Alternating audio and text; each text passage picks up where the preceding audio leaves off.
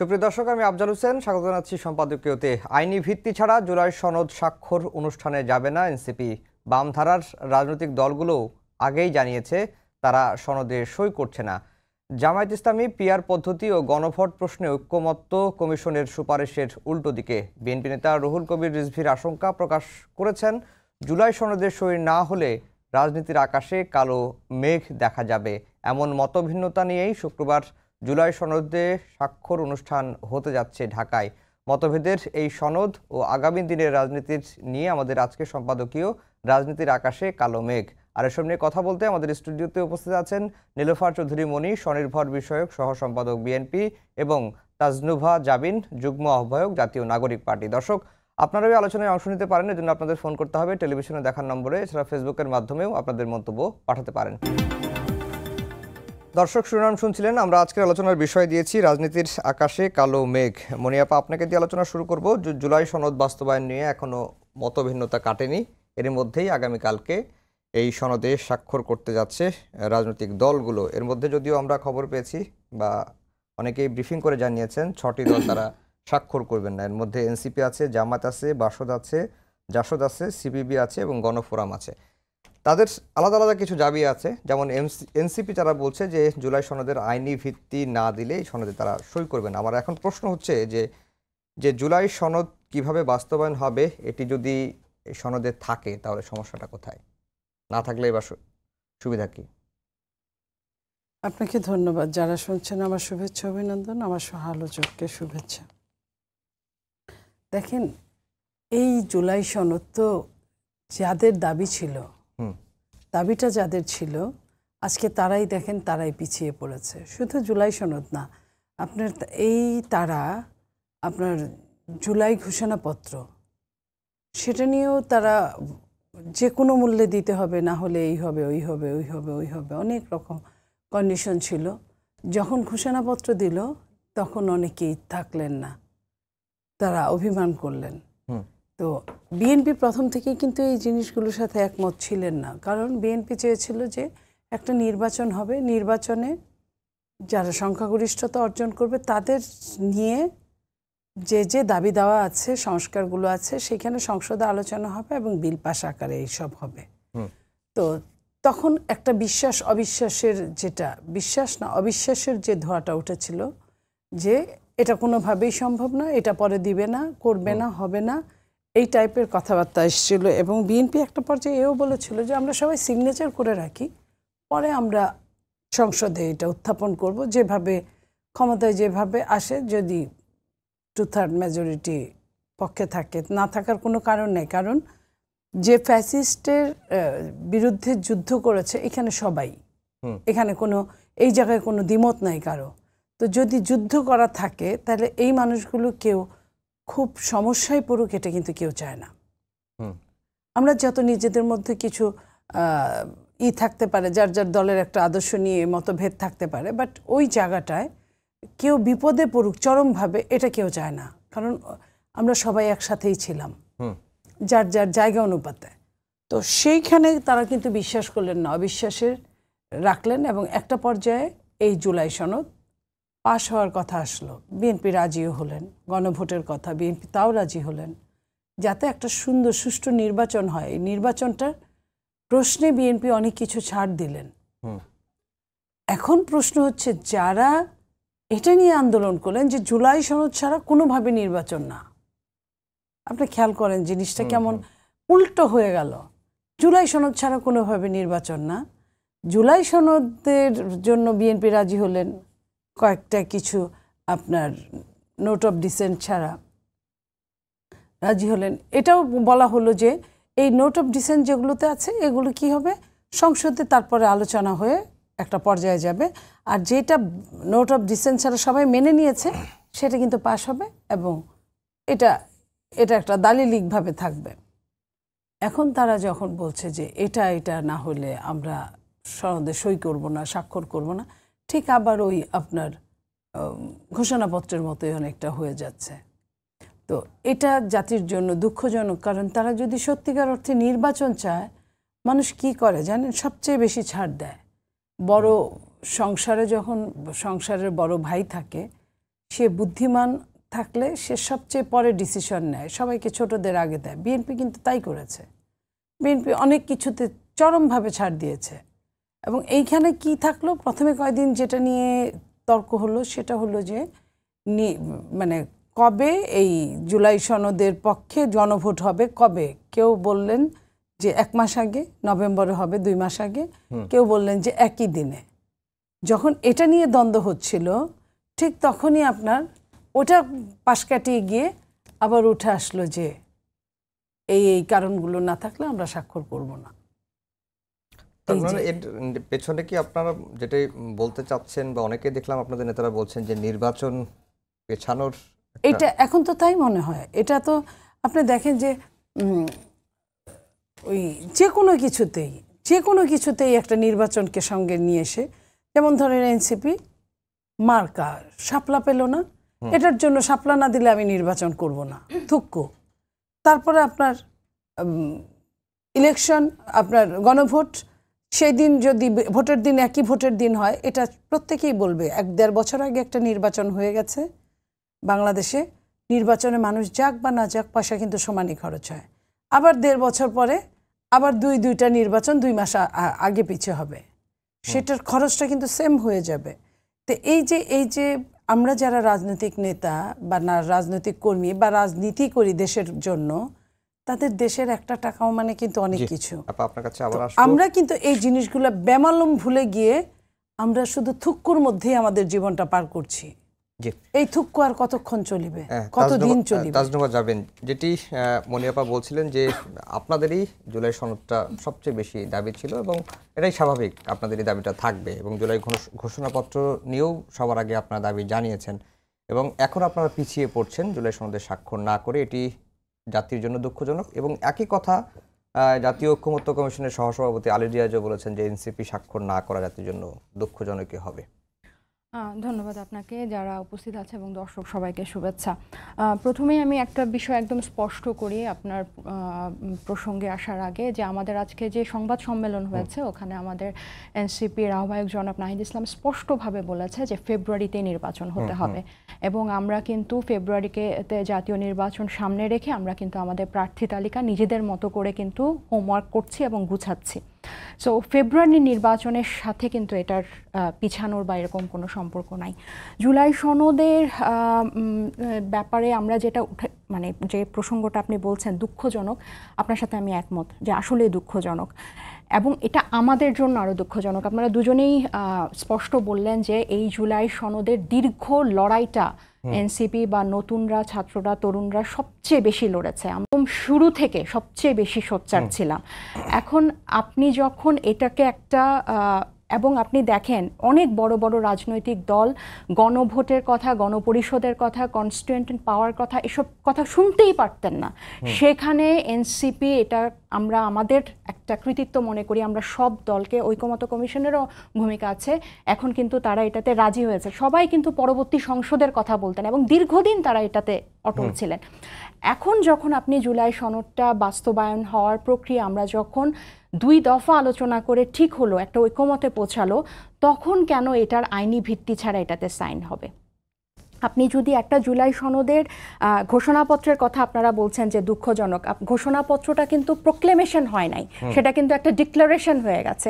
সেইমভাবে আপনি যখন জুলাই সনদের আইনি ভিত্তি রাখবেন না, সেটা আবার একটা কাগজে একটা আনুষ্ঠানিকতা হবে, যে সেখানে গিয়ে, এবং আমরা কিন্তু বারবার যেখানে আমরা একমত হয়েছি গণভোটের ব্যাপারে, যে একটা জুলাই সনদ বাস্তবায়ন আদেশের মাধ্যমে গণভোট হবে, এবং যারা নির্বাচিত হবেন তারা পরবর্তীতে মানে তারা একটা ম্যান্ডেট প্রাপ্ত হবেন, যে গাঠনিক একটা ক্ষমতা পাবেন, মানে পরবর্তী নির্বাচিত সভা নির্দিষ্ট একটা সময়, কেউ বলেছে 180 দিন, কেউ বলেছে প্রথম অধিবেশন, গণপরিষদ বা এই সংবিধান সংস্কার সভা হিসেবে কাজ করবে, আর আইনসভা হচ্ছে আইন প্রণয়নের বা সংসদের কাজ করবে।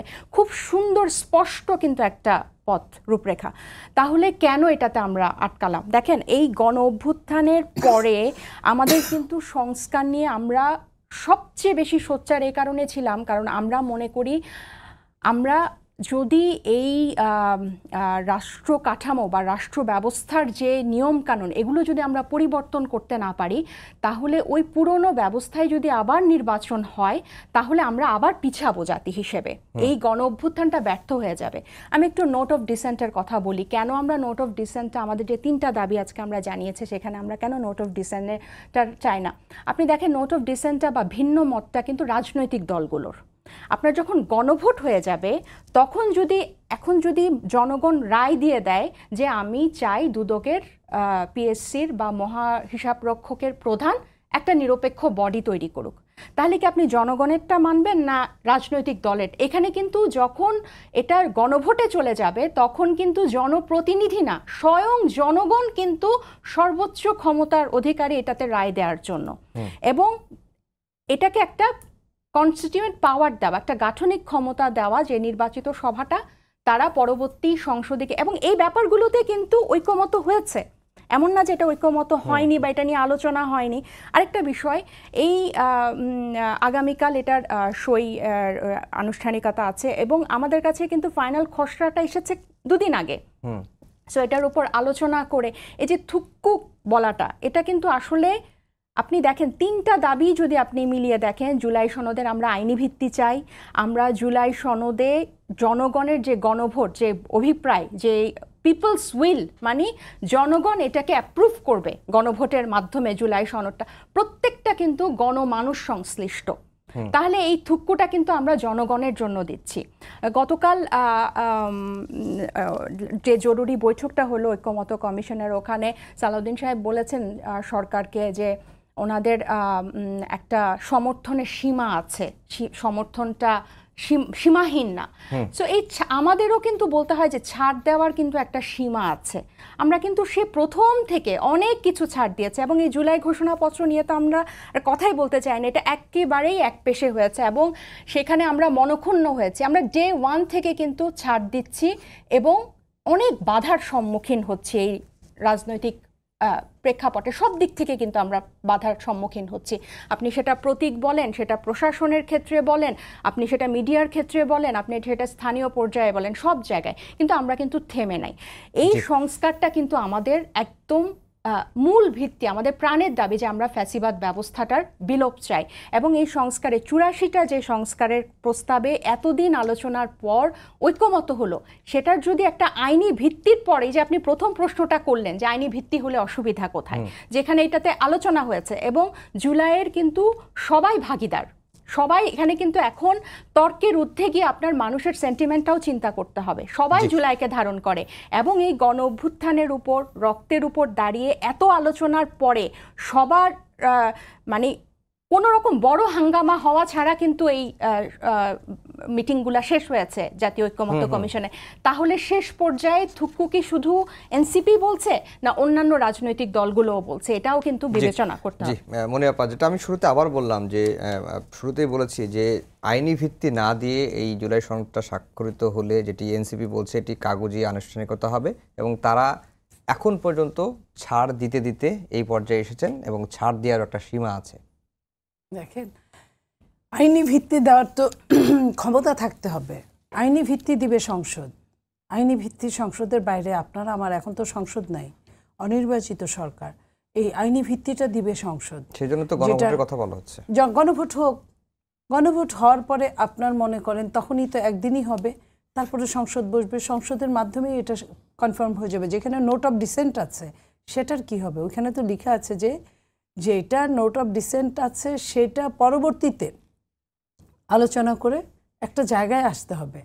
আপনার গণভোটটা যেখানে আমার আপনার সবার মিল হয়ে গিয়েছে সেইখানে গণভোট, যেখানে ওই বিএনপি কিন্তু বলেছিল আমি নোট অফ ডিসেন্ট সরাবো না, যে জায়গায় নোট অফ ডিসেন্ট আছে সেটা তো একটা আলোচনায় একটা লাইন আনতে হবে। সেটা আপনি হুট করে আপনার গণহারে আইনি ভিত্তি তো দিতে পারবেন না, ওইখানে তো একটা ভাগ আছে।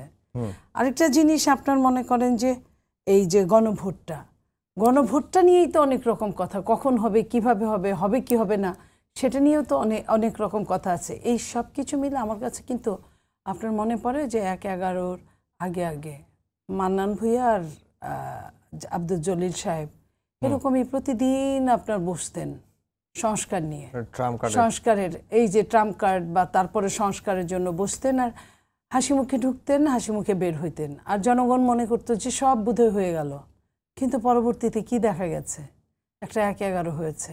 এই দেশটা আমাদের সবার, প্রত্যেকের, ছোট দল হোক বড় দল হোক, একজন হোক একাধিক হোক, সবার জন্য একটা রাষ্ট্র। এই রাষ্ট্রটা এত খুঁড়িয়ে খুঁড়িয়ে চলেছে, এত রকম গণতন্ত্রকে সে ধ্বংস করে একটা স্বৈরতন্ত্রের হাত দিয়ে 15.5 বছর চলেছে। এরপরে আপনার এই সামান্য ইগো নিয়ে, এই সমস্যা নিয়ে আপনি যদি থাকেন, পরে কিন্তু আপনার আমও যাবে, ছালাও যাবে। আপনি ইগোর কথা কোনটা আপনি বলছেন?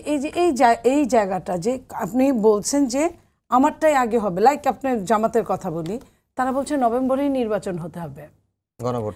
এক একজনের কিন্তু এক এক রকম আইটেম। এনসিপির আইটেম একরকম, এনসিপি বলছে ইলেকশনের সময়, ইলেকশন আমরা আছি। জামাত বলছে যে এই গণভোটটা 1-2 মাস আগে হতে হবে, নভেম্বরে হতে হবে, ক্লিয়ার কাট বলে দিয়েছে, কোনো গোপনীয়তা নাই। তাহলে এগুলো কি আপনার মনে করেন ছোটোখাটো ইগো না? আপনার যদি ইলেকশনের দিন যদি হয়, একই খরচে যদি চলে, এবং সেইখানে একটা এমপি সেই দিনই কিন্তু পাশ করে না, এমপির ভোট গণনা হবে, রেজাল্ট হবে, তার 3 দিনের মধ্যে তার গ্যাজেট হবে, গ্যাজেটের পরে সে লিগাল হবে। এখানে কিন্তু অনেকটা কাঠখড় পোড়াতে হবে। আর ভোটের যেটা গণভোট যেটা, সেটা রেজাল্টটা ওই দিন ওই ভোট গণনার সময় যখন রেজাল্ট হবে তখন কিন্তু এভরিবডি নোজ। ওটা কিন্তু আর ওইটার কিন্তু কোনো ওটার ওই সমস্যা নাই যে সে যায় সংসদে বক্তৃতা দিবে, সে তো যায় আর বক্তৃতা দিতে পারবে না, সেটা শুধু পাস হবে। কোনটুকু পাস হবে? যেটুকু নোট অফ ডিসেন্ট নাই, যেটুকু সবাই মিলে এক জায়গায় উপনীত হতে পেরেছে। আর যে সমস্যাটুকু আছে সেই সমস্যাটা তো আপনার ফিল আপ করতেই হবে। তখন 2/3 মেজরিটি বলেন, আপনার সংবিধান যা বলবে সেইভাবেই তো কাজ করতে হবে। তো সেইটুকু আপনি এইখানে আমাকে ছাড় দিলেন না, ওইখানে গিয়েও আপনি আইনও মানবেন না, তাহলে তো হবে না। দুইটা তো আপনার একটা মানতে হবে। এইখানে আপনাকে ছাড় দিতে হবে, নোট অফ ডিসেন্টটা বাদ দিতে হলে মেনে নিতে হবে সব কথা। গণতন্ত্র কি বলে? গণতন্ত্র 51-এর কথা বলে। গণতন্ত্র কিন্তু বলে না 99% থাকতে হবে। আপনার ম্যাক্সিমাম তো এই 84টার মধ্যে মানাই হয়ে গেছে। যে কয়েকটা নোট অফ ডিসেন্ট আছে সেগুলো মিলে আপনারা দরকার পড়লে আপনার সঙ্গে আমার সঙ্গে যদি মতে নাই মিলে আপনি লটারি করেন। দরকার পড়লে আপনার সঙ্গে আমার যদি মতে নাই মিলে সংখ্যাগরিষ্ঠ কে কে আছে, কয়টা দল কোনখানে সাপোর্ট দেয় সেটা নেন। আপনার যখন প্রত্যেকটা জিনিসের কিন্তু একটা সমাধান আছে। আমরা অঙ্ক করি, অঙ্কের মধ্যেও কিন্তু আমরা মনে করে দিয়ে শুরু করি, কিন্তু সবশেষে কিন্তু আর মনে করি থাকে না। তো এটাই আপনার এই বিজ্ঞানে, তো এই বিজ্ঞান পরিবর্তনশীল বিজ্ঞানের নামই রাষ্ট্রবিজ্ঞান। তাহলে কেন আপনার এনভায়রনমেন্ট অনুযায়ী পরিবর্তন হবে না আমাকে বলেন? জি, তাজনুবা জাবিন, যেই কথাটা মনি আপা আবারও আপনাদের ইগোর বিষয়টা এনেছেন, আরেকটি বিষয় বলতে চাই যে নোট অফ ডিসেন্ট বাদ দিয়ে যেগুলো তো ঐক্যমত্য হয়েছে সেগুলোর আইনি ভিত্তি আপনারা চাচ্ছেন না কেন? আপনার কেন নোট অফ ডিসেন্ট সহই লাগবে? না, আমরা কিন্তু পুরো জুলাই সনদেরই আইনি ভিত্তি চাচ্ছি। কারণ হচ্ছে, আর ইগোর কথা যদি বলি, এটা কিন্তু এই সাইড থেকে আমি আপনাকে বলতে পারি আপনি ইগোইস্টিক, আপনি আমাকে বলতে পারেন, আমি বলতে পারি যে মানে বিএনপিরও আইটেম আছে, হ্যাঁ। আর তবে এটা ঠিক যে গণভোটের সময় নিয়ে কিন্তু আমাদের কোনো বেসিক কনসার্ন নাই, হ্যাঁ। এটা যে করে নির্বাচনের দিন আমরা যদিও বলে এসেছি যে জাতীয় নির্বাচনের আগে হতে পারে, কিন্তু এটা জাতীয় নির্বাচনের দিন হলেও আমার মনে হয় না যে আমার দলের খুব বেশি অসুবিধা হবে, এটা আমার ব্যক্তিগত মতামত।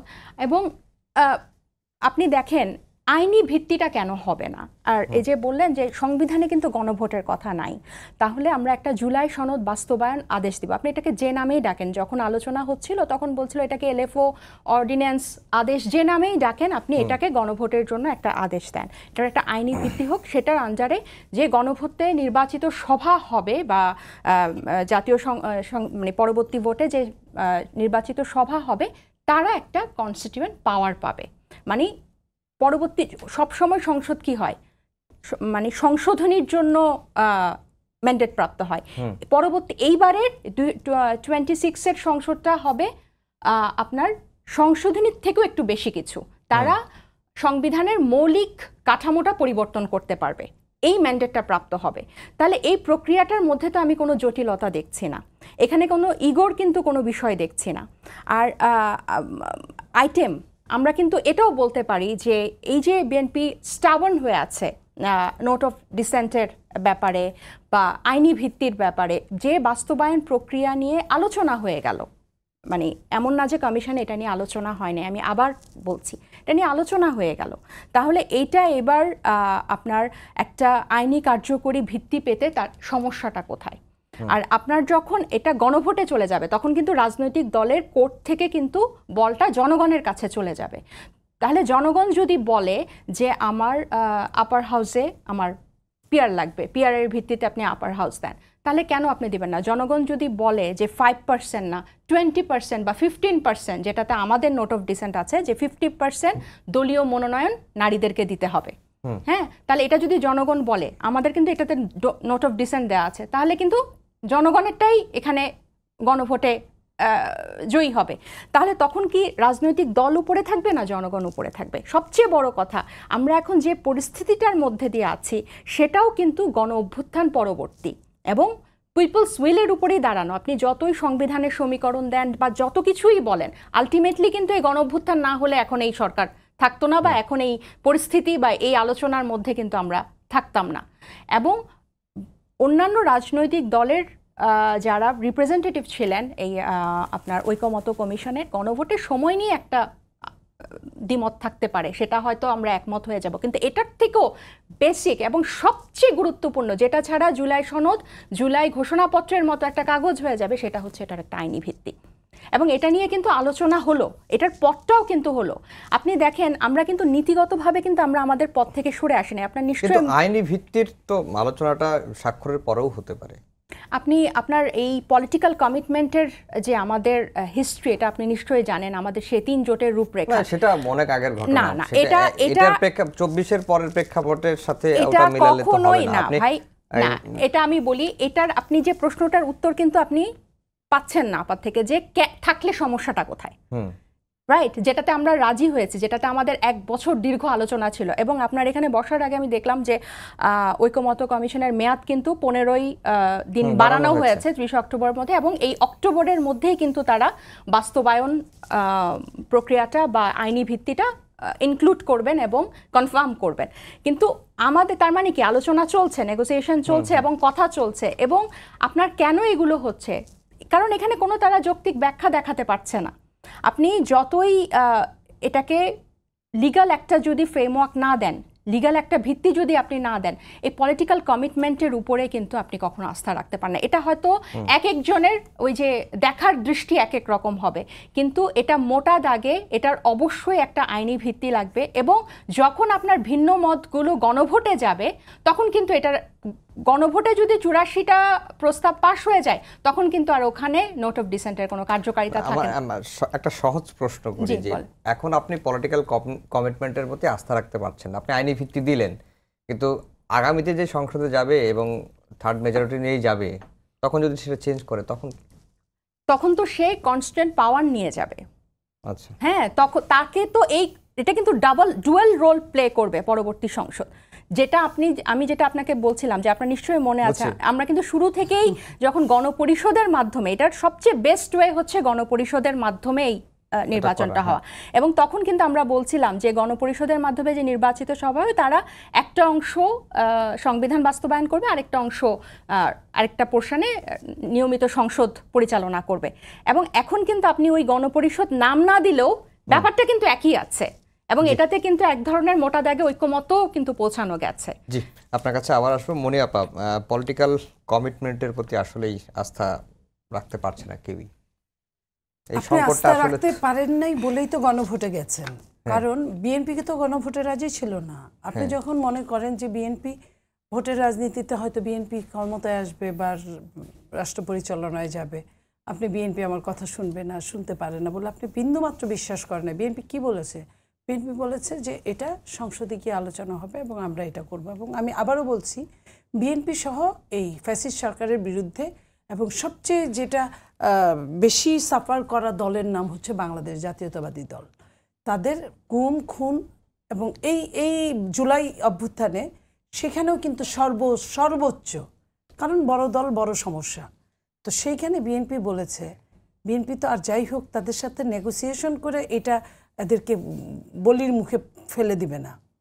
এই বিশ্বাসটুকু আপনার হলো না। আমি যদি আপনাকে উল্টা বলি, আপনি গণভোট করবেন, গণভোটে কি থাকে? হা ভোট আর না ভোট।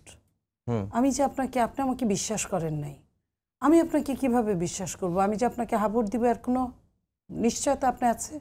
না। আমি তো নাও দিতে পারি, কারণ আপনি আমাকে বিশ্বাসই করেন না। সেখানে আমার লোক বেশি, আমি নাও দিতে পারি। আমি যদি ভোট না দিই আমার লোকরাও ভোট দিবে না। কিংবা আমি যদি ভোট কেন্দ্রে না যাই, আপনি আগে আগে ভোট চাচ্ছেন, আমি যদি ভোট কেন্দ্রে না যাই ভোটের পরিমাণ কম হবে। সাধারণ জনগণ, এই যে জনগণের দোহাই দিচ্ছি আমরা সবাই, জনগণ আসলে কতটা বুঝে এই জুলাই সনদ, কতটা বুঝে গণভোট, কতটা বুঝে আপনার এই যে 84টা কি আছে, সাধারণ মানুষই তো বুঝে না। নর্মাল সাংবাদিক, কয়টা সাংবাদিক বুঝে, কয়টা রাজনীতিবিদ বুঝে? সেখানে আপনি যে এই জায়গাটা আপনি জনগণের দোহাই দিয়ে উতরে যাচ্ছেন, হাউ ইট পসিবল দ্যাট? এটা কিভাবে সম্ভব? আপনি জনগণ, কথায় কথায় আমরা প্রত্যেকেই, যে একজন মানুষ নিয়ে দল করে সেও জনগণ বলে, যে 1 লাখ লোক নিয়ে দল করে সেও জনগণ বলে, যে 500 লোক নিয়ে দল করে সেও জনগণ বলে। আমি যদি এখন বলি যে আওয়ামী লীগ যে নেপথ্যে যারা আছে সবাই তো পালায় নাই, সবাই আছে এবং অনেক ভালো মতো আছে। কারণ আমরা যখন দেখি যমুনার সামনে তারা মিছিল করতে সাহস পায়, আমরা যখন দেখি এনসিপির অফিসের সামনে 2 দিন পরে পরে যায় ককটেল ফুটায় আসে, তার মানে তারা কিন্তু জানান দিয়েই আছে। তো এই জানান দেওয়া আওয়ামী লীগ যদি ভোট দিতে যায়, তারা কি কখনো এটার পক্ষে ভোট দেবে? আপনি বলেন। নিজের জীবনকে বিপন্ন করে কেউ কি অন্যকে চকচকে বানাবে না। তারা আওয়ামী লীগ ভোট দিল না, আপনি মানে বিশ্বাস করেন না, আমিও ভোট দিলাম না, সাধারণ মানুষ ভোটেই গেল না, আপনি কি করবেন?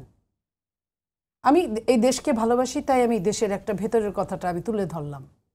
এটা আমার মত, আমার দলের মত না। আমি হলে কি করতাম? আপনি আমারে বিশ্বাস করেন না, আমিও আপনারে বিশ্বাস করি না। আপনি যদি আমাকে বিশ্বাস করতেন, আমি আপনাকে বিশ্বাস করতাম।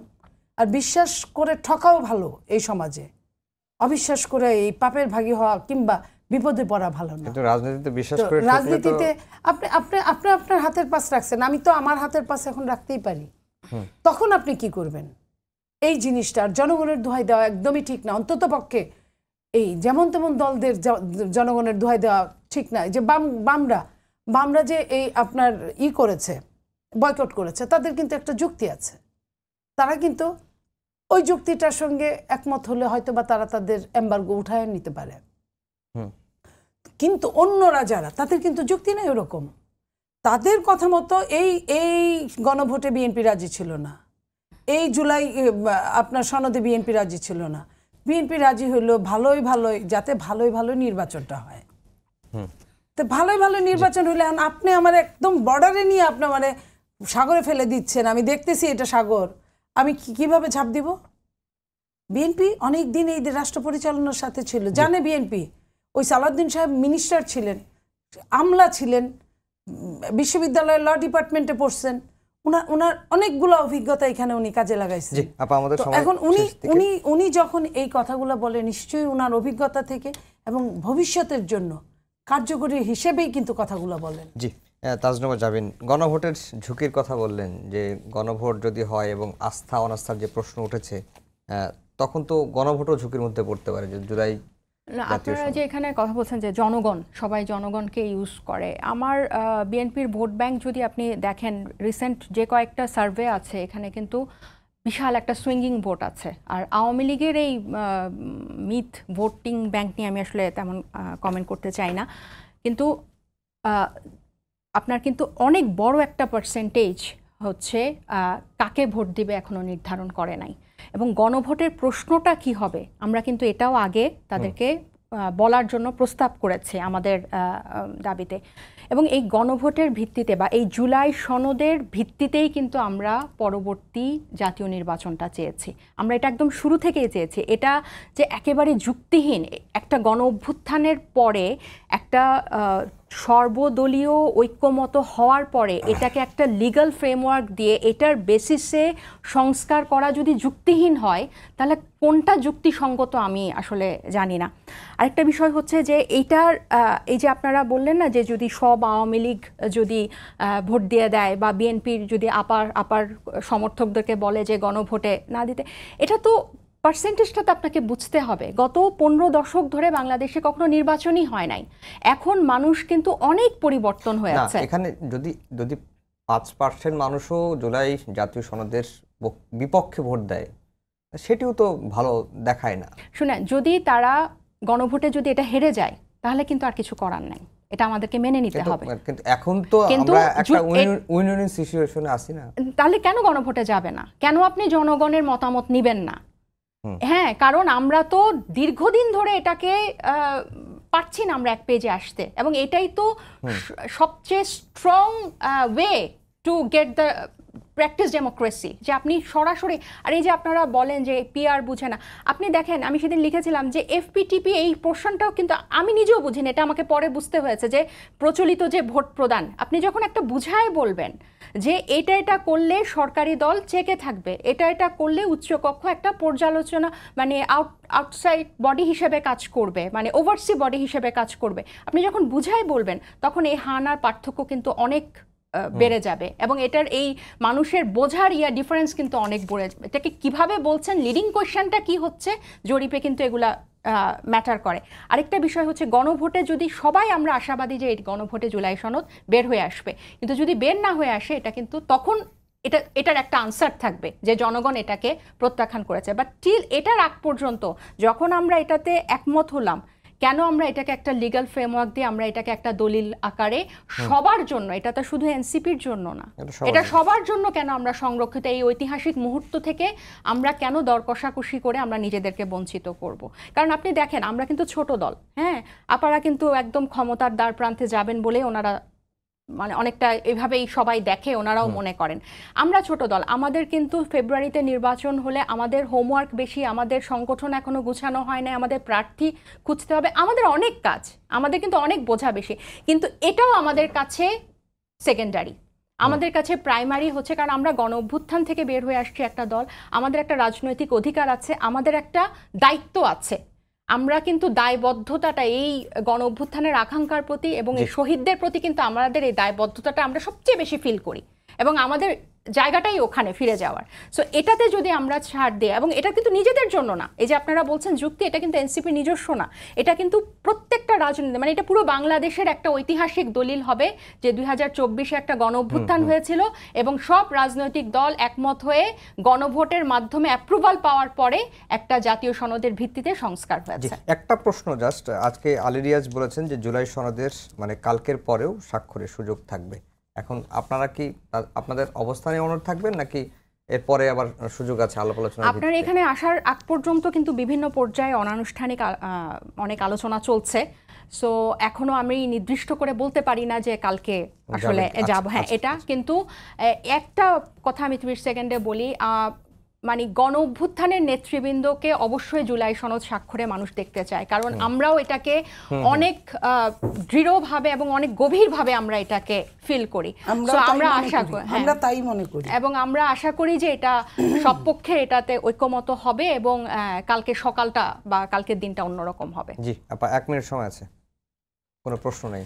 আমি আসলে বলবো যে আমাদের এনসিপি ছোট ভাই বোনেরা তারা যত কিছুই হোক তারা এই দেশের জন্য লড়েছে, এবং সবশেষে এটা বুঝবে কারো প্ররোচনার খোরাক না হয়ে তারা নিজেরা যেটা করবে, আমার মনে হয় নিজেদের বুদ্ধিতে ঠকাও ভালো অন্যের বুদ্ধি নেওয়ার চেয়ে, কারণ অন্যের বুদ্ধি নিয়ে ইতিমধ্যেই তারা কিন্তু, আমরা চাই আমাদের ছোটরা সামনের দিকে এগিয়ে আসুক, এই কারণে যে এই দেশের হাল তাদেরই ফিউচারে ধরতে হবে, তো তারা যেন ভালো কাজ করে এবং একটা দেশের জন্য সুন্দর একটা নির্বাচন হয়। প্ররোচনার কথা কেন বলছেন? আমি প্ররোচনার কথা এই জন্য বলছি যে কোনো দল আছে তারা যে কোনো মূল্যে তারা নির্বাচনটা যে চায় না, এটাই তাদের কাছে একটা বড় দিক। আমি এনসিপির অনেকবার বলতে শুনেছি আমরা এই মুহূর্তে নির্বাচন চাই, তারা এই জায়গাটা বুঝতে পেরেছে, বাট অনেকেই যারা খুব ভালো আছে তারা মনে করে নির্বাচন না হলে ক্ষতি কি, এই জন্য আমি তাদেরকে বলছি। দুজনকে অসংখ্য ধন্যবাদ জানিয়ে শেষ করছি আমাদের আজকে সম্পাদকীয়। দর্শক, আগামীকাল আবারও দেখা হবে একই সময়ে। শুভরাত্রি।